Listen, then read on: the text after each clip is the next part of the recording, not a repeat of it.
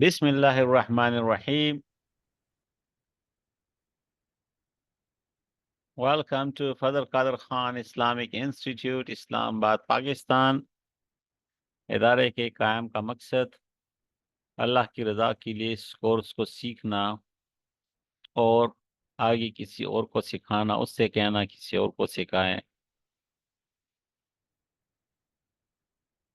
मुफस्सिर कुरान हज़रत इमाम फ़खरुद्दीन राज़ी नव्वरल्लाहु मरक़दहू का फरमान मुबारक अल्लाह ताला के अनवार व तजलियात कबूल करने की इस्तेदाद का ज़रिया दुरूद शरीफ है। हवाला किताब। अल्लाह पाक हमें ज़्यादा से ज़्यादा दुरूद शरीफ पढ़ने की तौफीक अता फरमाए, आमीन। फजल कादर खान इस्लामिक इंस्टीट्यूट पाकिस्तान का YouTube channel, Gmail address, Facebook page और WhatsApp number. Subscribe to our YouTube channel, Fadl Qadir Khan Islamic Institute, Pakistan. Free online advanced English grammar course batch 1. Active voice and passive voice of tense. Kind number 3, present perfect tense. What have का इस्तेमाल, has का इस्तेमाल, active, passive and active voice and passive voice. And why have, has, active voice, passive voice important for us? तो सबसे पहले तो ये active voice and passive voice का माइंड मैप है प्रेजेंट टेंस का। यह हमें याद हो, हर वक्त ये नक्शा हमारे ज़हन में हो, तो जो प्रेजेंट के की चारों अक़साम है उसका एक्टिव का जुमला पैसिव में चेंज करना हमारे लिए आसान होगा। पहली जो किस्म है इंडेफिनिट और दूसरी किस्म कंटिन्यूस, तो इसकी आपस में जोड़ी है। तीसरी किस्म और चौथी किस्म की आपस में जोड़ी है। जोड़ी क्यों? कि इंडेफिनिट टेंस में जो हेल्पिंग वर्ब नहीं है तो कंटिन्यूस से लेना पड़ता है, ठीक है। और इसका का जो हेल्पिंग वर्ब है हैज़ और हैव, तो हैज़ से हैज़ बीन हमें चाहिए, तो बीन यहाँ से लेना पड़ेगा। इस कभी भी हैव के लिए बीन यहाँ से लेना पड़ेगा। तो इसमें इसकी हेल्पिंग वर्ब इस्तेमाल होती है। पहली किस्म में इसकी हेल्पिंग वर्ब इस्तेमाल होती है और तीसरी किस्म में चौथी की हेल्पिंग वर्ब इस्तेमाल होती है। और जो चौथी किस्म है उसका जो है ना पैसे बनता नहीं है। फिर ये जो सेकंड है इसमें अपनी हेल्पिंग वर्ब है, उसमें सिर्फ बीइंग का इस्तेमाल होता है। ये नक्शा हमारे जहन में हो।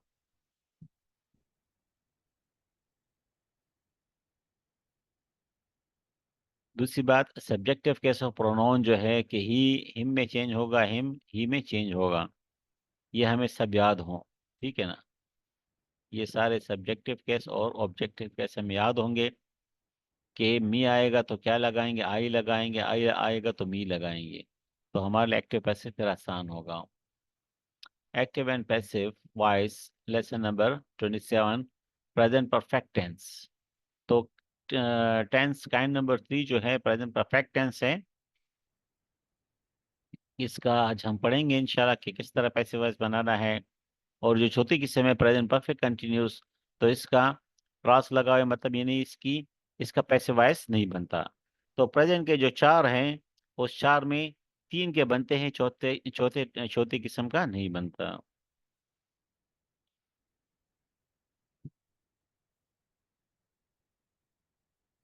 Important slide, active voice and passive voice of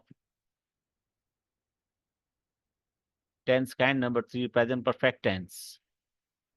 तो फार्मूला क्या है न काइंड टेंस काइंड नंबर 3 का, परफेक्ट टेंस का, कि एक्टिव वॉइस में हमारे पास क्या फार्मूला था, हमने टेंस में पढ़ा था कि सब्जेक्ट आएगा और उसके साथ हेल्पिंग वर्ब हैज या हैव का इस्तेमाल होगा, और तीसरे किस्म में तीसरी फॉर्म का इस्तेमाल होगा, और फिर ऑब्जेक्ट लगेगा। मसलन वो सेब खा चुका है तो ही हैज़ ईटन एप्पल। और पैसिव वॉइस में हम क्या करेंगे कि जो ऑब्जेक्ट है वो सब्जेक्ट की जगह पर आ जाएगा, ठीक है, और जो सब्जेक्ट है वो ऑब्जेक्ट की जगह पर आ जाएगा, तो ये क्रॉस बन जाएगा, अव्वल तो क्रॉस बन जाएगा। और फिर सब्जेक्ट के साथ जो है पॉइंट नंबर 2 का हेल्पिंग वर्ब है, तो हैज के साथ हम बीन लगाएंगे, तो जो अगला टेंस है प्रेजेंट परफेक्ट कंटिन्यूस चौथी किस्म, उसका हेल्पिंग वर्ब, उसकी हेल्पिंग वर्ब यहाँ लगाएंगे, हैज बीन और हैव बीन।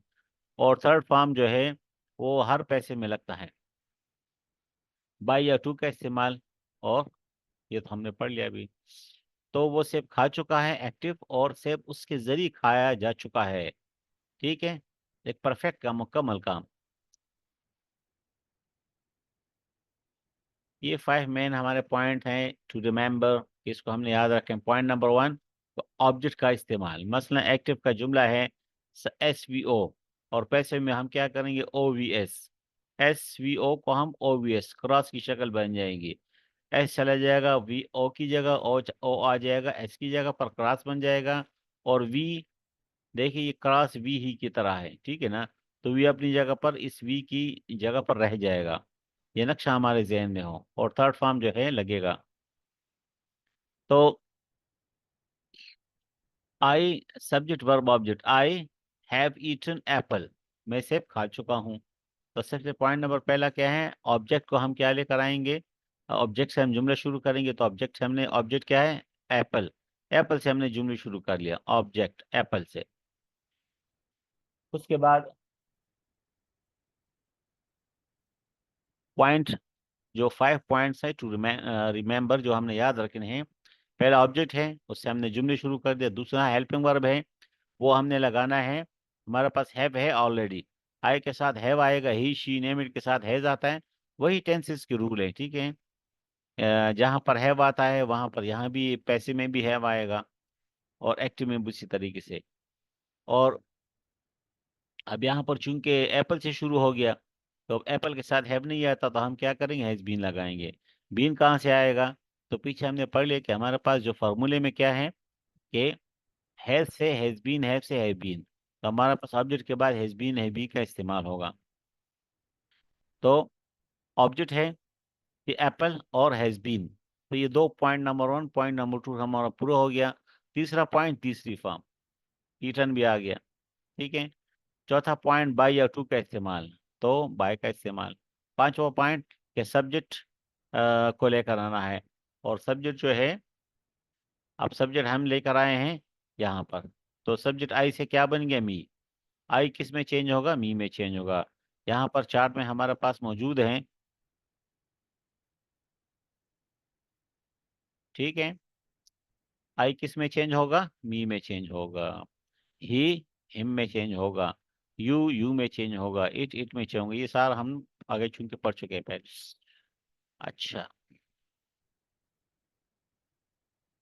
तो प्रोनाउन की स्लाइड हमने देख ली, पार्ट्स ऑफ स्पीच में, लेसन नंबर 3 में प्रोनाउन के बारे में है, वो आप लोग पढ़ लें अगर किसी को कोई मुश्किल हो इसमें तो। अच्छा, तो ये हमारा जुमला मुकम्मल हो गया। एक्टिव वॉइस में क्या था, subject verb object, I have eaten apple, और पैसिव वॉइस में क्या बन गया, apple has been eaten by me. तो ये 5 पॉइंट जो है हमें याद होने चाहिए, 5 पॉइंट्स टू रिमेम्बर। अब तो हमारे पास सब कुछ मिसालें हैं, ठीक है, परफेक्ट टेंस की, पॉजिटिव या एफर्मेटिव जुमले, नेगेटिव जुमले, और इंट्रोगेटिव जुमले।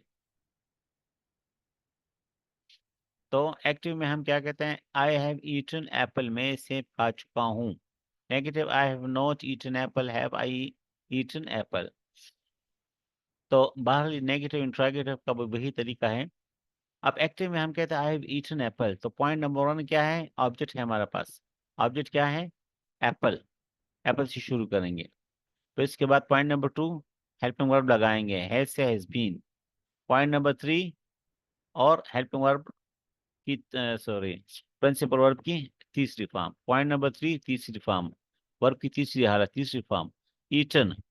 पॉइंट नंबर 4 बाय का या टू का इस्तेमाल, बाय नो का जुमला होगा, आई नो हिम, तो फिर टू होगा, अदरवाइज बाकी सब में बाय आता है। बाय। पॉइंट नंबर 5 के हम क्या करेंगे, सब्जेक्ट को लेकर आएंगे। अब सब्जेक्ट चेंज हो जाएगा, आई मी में चेंज हो जाएगा।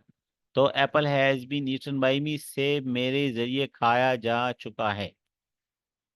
इस तरीके से जो नेगेटिव है, I have not eaten, apple has not been eaten by मी।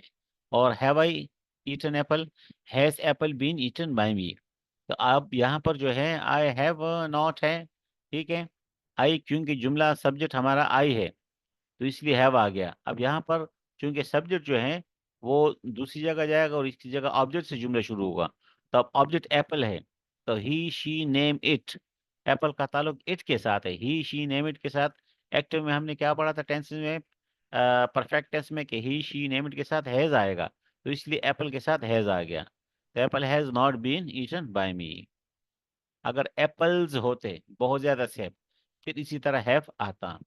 इसी तरीके से यहाँ भी चूंकि एप्पल से शुरू करना है, इंट्रोगेटिव है, तो apple, has apple been eaten by me. तो apple has been eaten by me, apple has not been eaten by मी।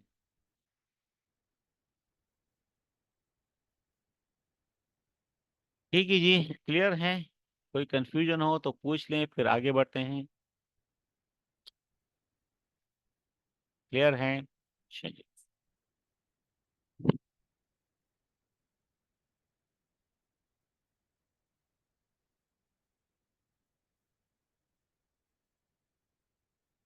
फिर एक और मिसाल हम देखते हैं, ही हैज हेल्प्ड देम।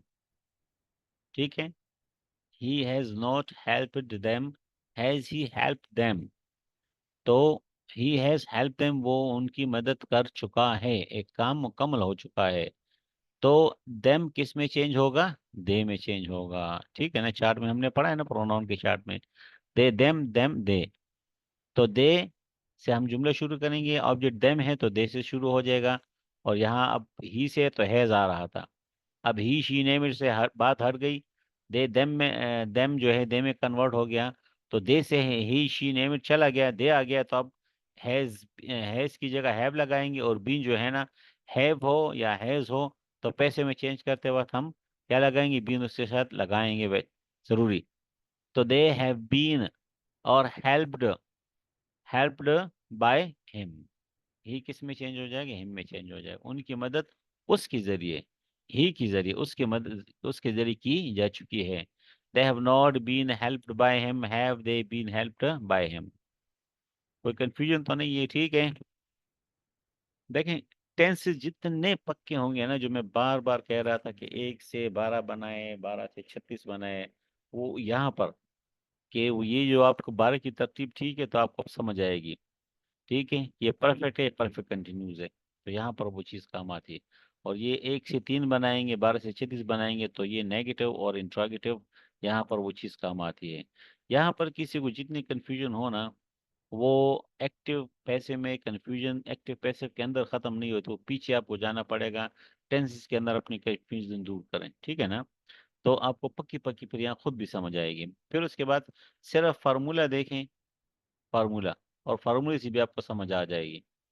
और अगर टेंसेस कच्चे हैं, सही तरीके से याद नहीं है, और यहाँ आपको 1000 दफ़ा भी कोई समझाए, तो सिर्फ इस ये जो स्लाइड है इस दौरान ही आपको समझ आ जाएगी। जैसे हम आगे जाएंगे तो आधे घंटे बाद जो है ना, वापस वो चीज़ भूल जाएगी। तो असल चीज़ क्या है कि टेंसेस को जितना अच्छे तरीके से याद कर सकते हैं, पका सकते हैं, प्रैक्टिस कर सकते हैं, तो उतना ही ज़्यादा फायदा होगा। ये तो यहाँ पर भी फिर आगे जब हम जाएंगे डायरेक्ट इनडायरेक्ट में, वहाँ और ज़्यादा टेंसेस का इस्तेमाल है, क्योंकि सारी गेम टेंसेस की है ना। यहाँ पर हम कह रहे हैं जी ये परफेक्ट है, तो परफेक्ट कंटिन्यूस की हेल्पिंग वर्ब लगाएं।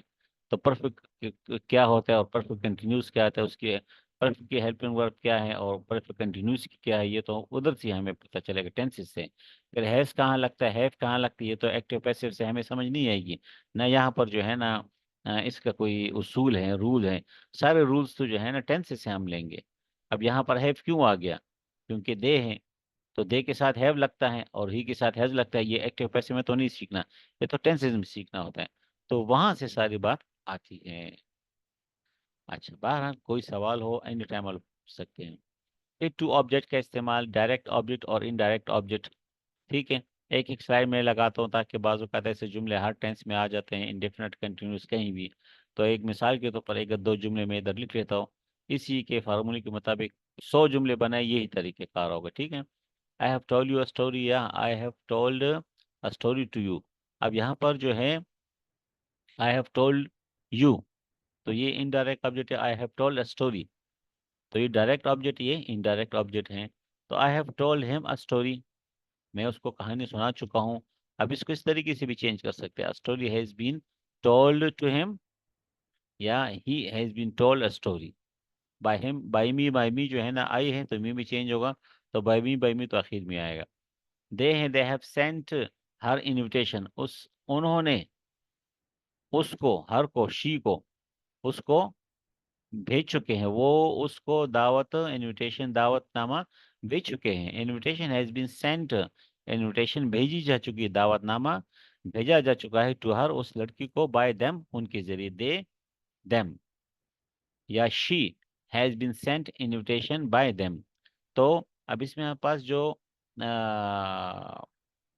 आई have told him a story, ये डायरेक्ट ऑब्जेक्ट है। यहाँ से अगर आप, हमने ऑब्जेक्ट से जुमले शुरू करना है ना, तो उसूल ये है कि हम जुमला ऑब्जेक्ट से शुरू करेंगे यहाँ पर। अब ऑब्जेक्ट अगर दो हो जाएंगे, ठीक है, हिम भी ऑब्जेक्ट हो गया, स्टोरी भी ऑब्जेक्ट हो गया, तो सवाल पैदा होता है कि ऑब्जेक्ट से शुरू करेंगे तो इसमें तो दो ऑब्जेक्ट हैं, तो कहाँ से शुरू करें? तो दोनों से आप शुरू कर सकते हैं। अगर आप डायरेक्ट ऑब्जेक्ट से शुरू करते हैं, स्टोरी से, तो ये तरीका है। अगर इनडायरेक्ट ही से शुरू करते हैं तो ये तरीका है। फिर कुछ जुमले जो है without doer of action, doer of action काम करने वाले, सब्जेक्ट यानी सब्जेक्ट के बगैर कुछ जुमले होते हैं। जिस तरह guests have eaten the meal, guests मेहमान, हैव ईटन खा चुके हैं खाना, ना मेहमान खाना खा चुके हैं, तो मेहमान इसमें सब्जेक्ट हैं। सही है, इसमें काम करने वाले हैं। अब विदाउट हम पढ़ रहे हैं ना, कि जिसमें गेस्ट ना हो, guest have eaten, guest have not eaten, have guests eaten the meal। तो अब अगर ये जुमला है एक्टिव का, कि गेस्ट्स मेहमान हैव ईटन द मील, अब ये एस लगाए तो गेस्ट्स ज्यादा मेहमान है। अगर ये एस ना होता तो गेस्ट होता, तो एक मेहमान होता था। फिर हम क्या लगाते हैं? हम इधर हैज लगाते हैं। तो गेस्ट्स ज्यादा मेहमान है, ईटन द मील खाना खा चुके हैं, पैसे में चेंज करेंगे तो मील ऑब्जेक्ट है। द मील, अब एक मील जो है वाहिद होता है, ये काउंटेबल नहीं है, ठीक है, नॉन काउंट है, तो हैज आएगा। और बिनस के साथ लगे, the meal has been eaten, खाना खाया जा चुका है। अब अगर आप सब्जेक्ट जो है डूअर ऑफ एक्शन, आप इस तरह की जुमले में लगाएं तो भी ठीक है, ना लगाएं तो भी ठीक है। खाना, the meal has been finish, has been eaten, खाना खाना खाया जा चुका है। अगर आप लगाते हैं गेस्ट को, तो ये फुल स्टॉप फिर आप हटाएंगे, ब्रैकेट भी हटाएंगे, और ठीक है ना, the meal has been eaten by the guests, और आखिर में फुल स्टॉप, ये फुल स्टॉप आखिर में फिर लगाएंगे। नहीं, इसलिए ब्रैकेट में लगाए कि बगैर डूअर ऑफ एक्शन के ये जुमले सारे मुकम्मल हैं। इस तरीके से एक अकेला जुमला डायरेक्टली हमने इसका पैसे बनाया, ही हैज बीन प्रोमोटेड, उसको तरक्की दी जा चुकी है। अब किसने दी है? तो डूअर ऑफ एक्शन जो है सब्जेक्ट, काम करने वाला, काम क्या है? प्रोमोट करना, तरक्की देना। अब तरक्की किसने दी है? ठीक है ना, इसको तो मिली है ना, किस दी किसने है? इसको तो मिली है। ठीक है, मसला अब मैं कहता हूँ आपको इनाम मिला, तो आपको मिला ना, दिया किसने है? ठीक है, तो वो देने वाले का पता नहीं। He has been promoted, he has not been promoted, has been promoted. तो पैसे में इस तरह के सारे जुमले आते हैं। हमारी डेली लाइफ में जो है इस तरह के जुमले आते हैं, ही हैज बीन प्रोमोटेड। तो अगर आपने एक्टिव पढ़े हैं, सिर्फ टेंसेस पढ़े हैं और पैसे अब आपने नहीं पढ़े, तो आप कंफ्यूज होंगे कि हमने पढ़ा था कि ही हैज बीन जो है, उसके बाद तो प्रेजेंट परफेक्ट कंटिन्यूज है ये। He has been present perfect continuous की हेल्पिंग वर्ब है। इधर तो फर्स्ट फॉर्म ऑफ वर्ब होना चाहिए, और इधर जो है ना सिंस और फार भी होना चाहिए, कि ही हैज बीन प्रोमोटेड और ही हैज बीन प्रोमोटिंग होना चाहिए। सिंस या फार और मालूम टाइम ना मालूम, वो सारा किस्सा आपको आप कहेंगे ये किस तरह है। तो इसलिए एक्टिव पैसिव का पढ़ने का ये हमें फायदा का हमें पता चले कि हमारे डेली लाइफ में अगर इस तरह की जुमले हमारे सामने आ जाए तो ये एक्टिव नहीं है, ये पैसिव है। इसलिए इसका तरीका, फार्मूला और जो हिसाब किताब है, वो फर्स्ट की जगह थर्ड फॉर्म क्यों लगा है इसकी जगह है बीन क्यों लगा है, ठीक है। ये सारा सारे रूल्स के मुताबिक जो है ना, ये जुमला बिल्कुल ठीक है। इस तरीके से कुछ मिसालें हैं, ठीक है, कि सिर्फ जो है ना कुछ जुमले ऐसे होते हैं कि वो सिर्फ पैसिव फॉर्म में ही होते हैं, ठीक है ना, और विदाउट डू और अफेक्शन और विदाउट सब्जेक्ट ही होते हैं। तो इस तरह के जुमले में सब्जेक्ट ये डू और अफेक्शन नहीं होता। मसलन the car has been repaired, गाड़ी की मरम्मत हो चुकी है, की जा चुकी है। अब किसने की है ये पता नहीं है। अब जुमला जुमला भी मुकम्मल है, बगैर सब्जेक्ट के मुकम्मल है। एक्टिव में आप इस तरह जुमला बनाएं, ठीक है ना, कि मतलब देश गाड़ी मुरम्मत करता है, तो कौन मुरम्मत करता है। आप जुम एक्टिव में जुमला नहीं बनेगा। पैसिव में, इन एक्टिव में बगैर सब्जेक्ट के, बगैर डू ऑफ एक्शन के, बगैर सब्जेक्ट के जुमला नहीं बनेगा, माना नहीं होगा ना, ठीक है।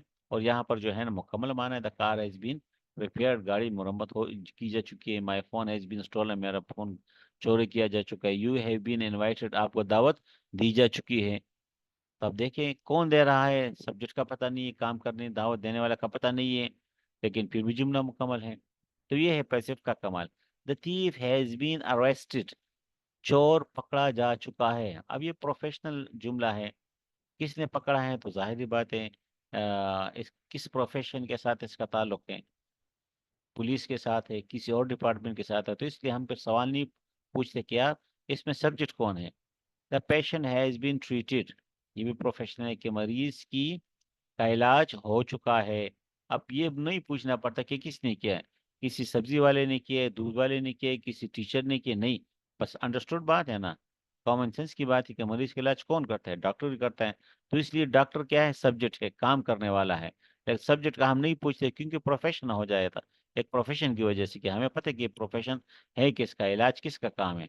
इस तरीके से English, English has been spoken all over the world, पूरी दुनिया में अंग्रेजी बोली जा चुकी है। तो नेचुरल सी बात है कि कौन बोलेगा, इंसान ही बोलेगा, ठीक है। फिर WH के क्वेश्चन के जुमले आते हैं वाई, वेयर, व्हेन वगैरह के साथ। तो why has he eaten apple, why has the apple been eaten. अब आप ही का जिक्र करते हैं तो बाय हम कर लें, ठीक है। और वो क्वेश्चन मार्क इस तरीके से आखिर में आएगा और ये ब्रैकेट हटा देंगे बस। और अगर आप डोर ऑफ एक्शन का जिक्र नहीं करना चाहते हैं, ही का जिक्र नहीं करना चाहते हैं, तो जुमला फिर भी मुकम्मल है। Why has the apple been eaten, सेब क्यों खाया जा चुका है, उसके जरिए या किसी भी के जरिए सेब सेब क्यों खाया जा चुका है। इस तरीके से why has he eaten the burger, why has the burger been eaten, why when have you eaten the burger, when has the burger been eaten. अब देखिए यहाँ पर व्हेन हैव यू, यहाँ पर यू है तो इसलिए हैव लगा है। अब यहाँ पर बर्गर है तो इसलिए हैज का इस्तेमाल होगी, क्योंकि burger he she name it का ग्रुप है। Have you watched the match, how how how have you watched the match, कैसे आपने मैच देखा।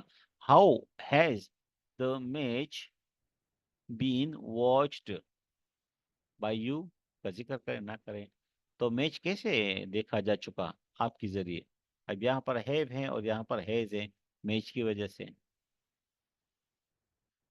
तो वही रूल्स है सारे, एक्टिव रूल्स है सारे।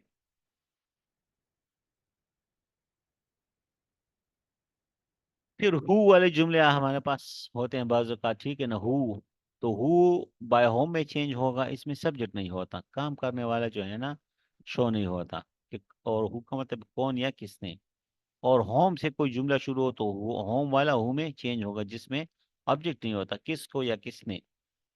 तो मसलन हु है, हु हैज टोल्ड यू, किसने आपको, हु हैज टोल्ड यू, आपको कौन बताया, आपको कौन बता चुका है। हु हैज टोल्ड यू, कौन आपको बता चुका है। तो हु का जुमला किस में होगा, बाय होम में चेंज होगा। तो हु से बाय होम करेंगे, ठीक है। अब यहाँ पर हम वो फार्मूला इस्तेमाल नहीं करते कि पहले हम ये क्रॉस वाला फार्मूला, कि सब्जेक्ट को ऑब्जेक्ट, ऑब्जेक्ट को सब्जेक्ट, और ये वहाँ थर्ड फॉर्म जो है वो कहीं नहीं जाएगा, वो तो वो यूनिवर्सल है, इसमें थर्ड फॉर्म का इस्तेमाल ज़रूर होगा। तो हु किस में चेंज होगा, बाय होम में चेंज हो जाएगा। बाकी हैव टोल्ड यू किस में चेंज होगा, have you been told, by whom have you been told, आप किसके जरिए बताए जा चुके हैं, यानी किसने आपको बताया। और हैव और हैज का वही इस्तेमाल है, ठीक है ना। यहाँ हु है कौन, तो इसलिए हैज आता है। Who has sold the books, ये किताबें कौन बेच चुका है। बाय होम किसके जरिए, have the books been sold, किसके जरिए किताबें बेची जा चुकी हैं। और होम में हु के साथ चेंज होगा, और इसमें ऑब्जेक्ट नहीं होता। होम हैव यू लाइक्ड, ठीक है। मसलन एक है ना, आप कहते हैं you have liked Ali, you subject है, और हैव हेल्पिंग वर्ब है, लाइक थर्ड फॉर्म है, वर्ब है, और अली ऑब्जेक्ट है। तो अली इसमें ऑब्जेक्ट है। अब यहाँ पर देख, होम हैव यू लाइक्ड, अब यू, आप तो हैं इसमें, सब्जेक्ट इसमें है, सब्जेक्ट इसमें है, लेकिन ऑब्जेक्ट जो है ना, अली, इसमें नहीं है। कि होम हैव यू लाइक, आप किसको पसंद करते हैं। Who has been liked by you, कौन आपके जरिए पसंद किया जा चुका है। तो ये जो होता है हु, लफ्स हु, ये हमेशा के लिए जो है ना, word who is always singular, ये हमेशा के लिए सिंगुलर होता है, ठीक है।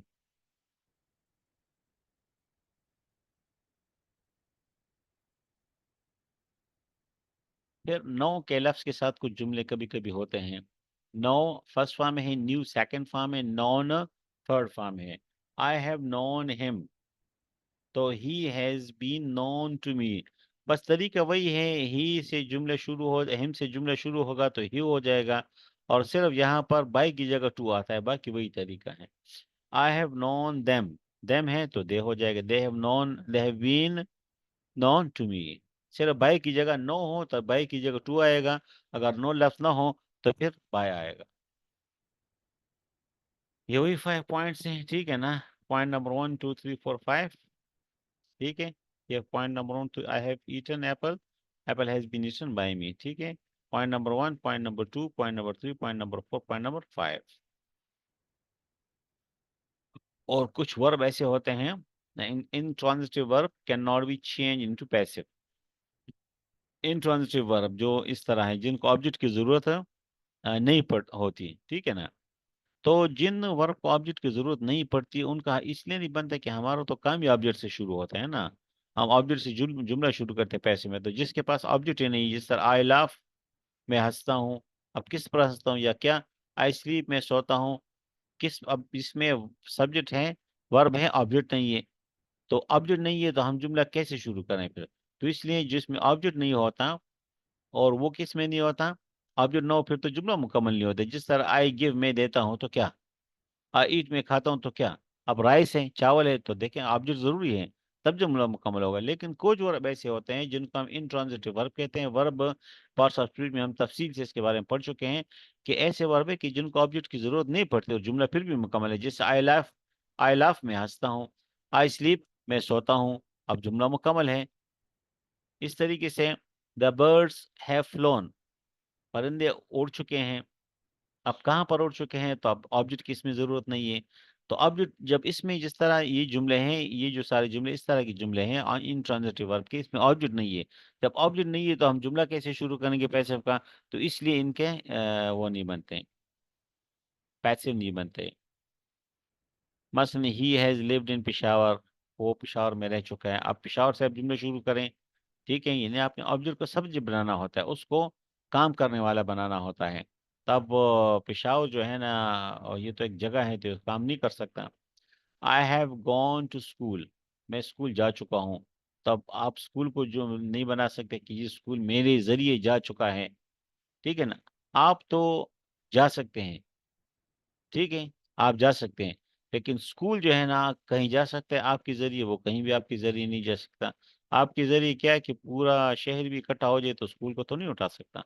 तो इसलिए इस तरह की चीजें, ऑब्जेक्ट के जुमले नहीं बनते। He has slept in the bed, वो बेड में सो चुका है। इसका भी नहीं पता, वी हैव राइट, ये सारे जुमले इस तरह।